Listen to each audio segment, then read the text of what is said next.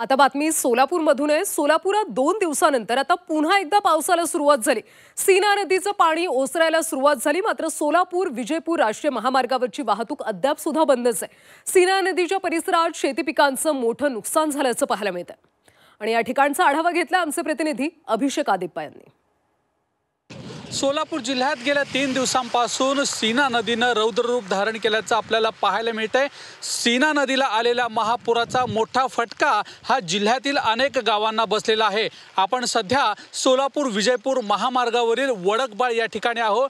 2 दिवस पावसानं खरी तर विश्रांती घेतलेली होती, मात्र आता पुन्हा एकदा सोलापूर जिल्ह्यात जोरदार पावसाला देखील सुरुवात झालेली आहे। एकंदरीत हे सीना नदीचं जे चित्रण आहे आम्ही झी24 तासच्या माध्यमातून आपल्यापर्यंत पोहोचवतोय। आसपासची संपूर्ण जी शेती आहे ती होत्याची नव्हती झाल्याचं आपल्याला पाहायला मिळतंय।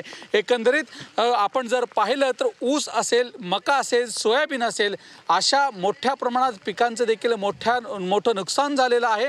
आणि दक्षिण सोलापूर असेल, मोहोळ असेल, या ठिकाणची अख्खीच्या अख्खी गावं या सीना नदीच्या पाण्यात पूर्णपणे बुडून गेल्याचं आपल्याला पाहायला मिळतंय। कॅमेरामन नागेश राशिंकरसह अभिषेक आदिप्पा, झी24 तास, दक्षिण सोलापूर।